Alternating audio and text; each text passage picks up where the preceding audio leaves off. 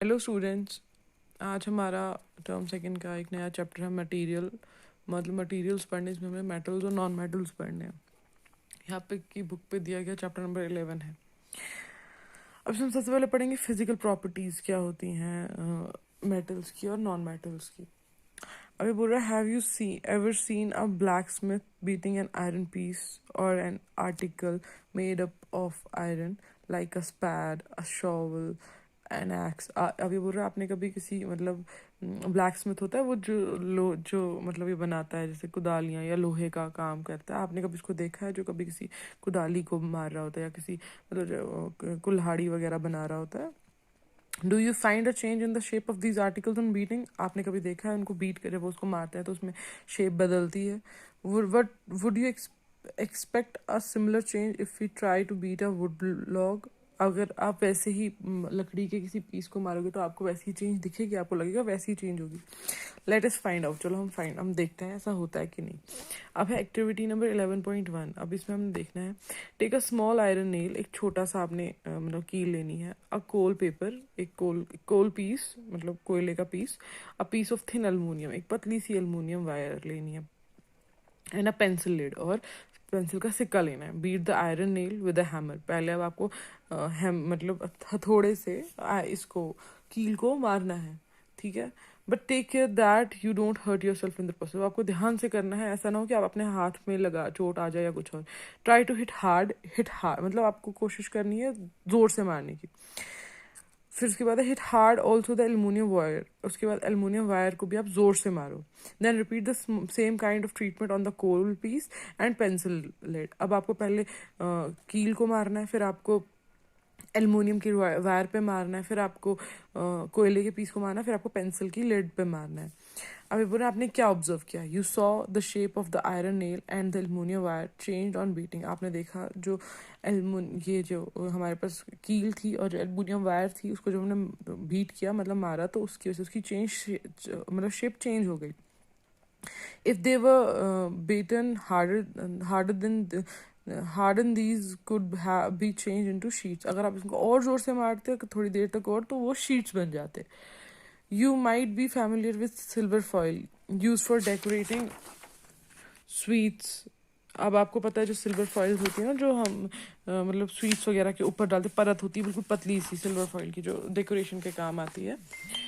You must also be familiar with aluminium foil. आपने aluminium foil भी देखी होगी, जिसमें हम खाना वगैरह रैप करते हैं। The property of metal by which they can be beaten into thin sheet is called malleability. अब क्या होता है, जो एक प्रॉपर्टी होती है मेटल में जिसको हम बीट करने का उसको शीट बना देते हैं, उस प्रॉपर्टी को मेलेबिलिटी कहते हैं।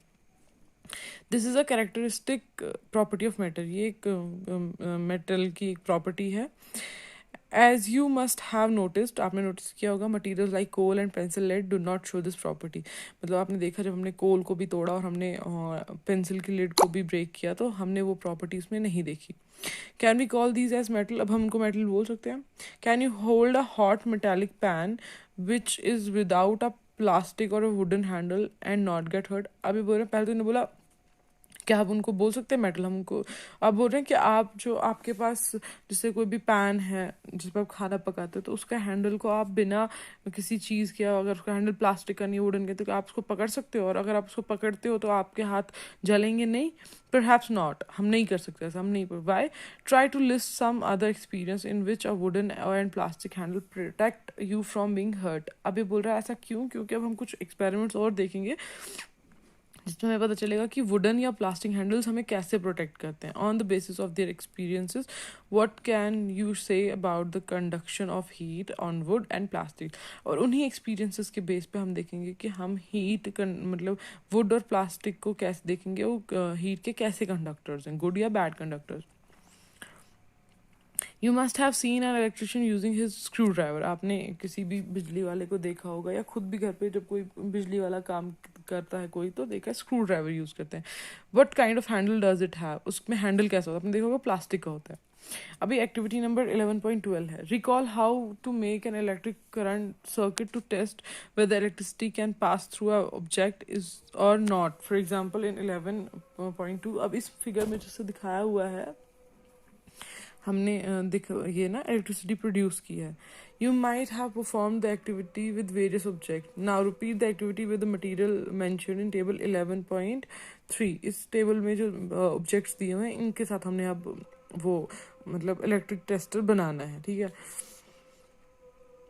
Observe and group these materials in good conductor and bad conductor. अब जो है हम जब इनका बनाएंगे तो हमें देखना है कौन सा है जिससे बिजली पास हुई, इलेक्ट्रिसिटी पास हुई, कौन सा नहीं है, कौन गुड कंडक्टर है, कौन बैड कंडक्टर है.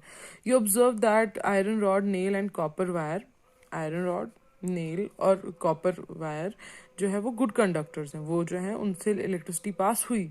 While rolled sulphur piece and coal piece are poor conductor. लेकिन जो सल्फर पीस हमारे पास हमने इसमें एक्सपेरिमेंट में देखा या कोल पीस देखा वो पुअर कंडक्टर है, मतलब उनमें से इलेक्ट्रिसिटी पास नहीं होती. Oh, the meaning of recalling our experiences and then of this activity was to show that metal are good conductor of heat and electricity. अब ये जो हमने अभी देखा इससे हमें क्या मतलब जो भी हमने एक्टिविटी में पढ़ा उससे हमें क्या पता चला कि जो मेटल्स हैं वो गुड कंडक्टर है हीट और इलेक्ट्रिसिटी के. मतलब उनके बीच में से गर्मी भी, हीट भी पास हो सकती है और इलेक्ट्रिसिटी भी पास हो सकती है.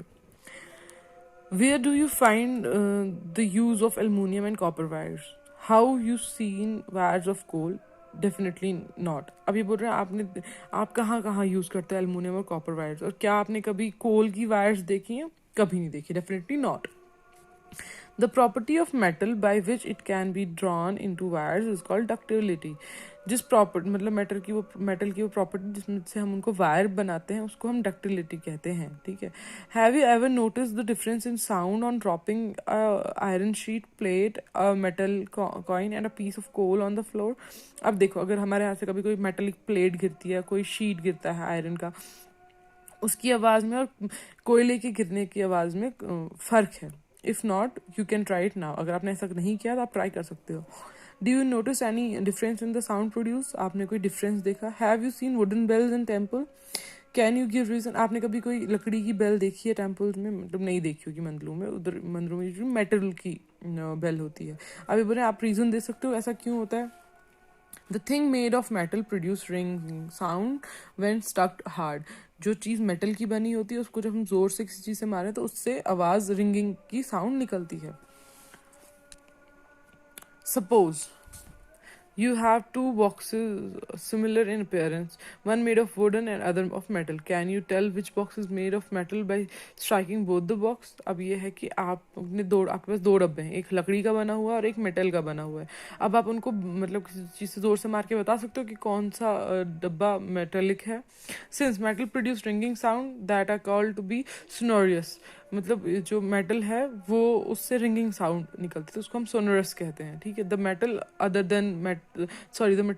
Then metal are not sonorous. और मेटल के अलावा और कोई भी ऑब्जेक्ट है जिसमें उन्हें रिंगिंग साउंड नहीं बनती और वो सोनोरस नहीं है.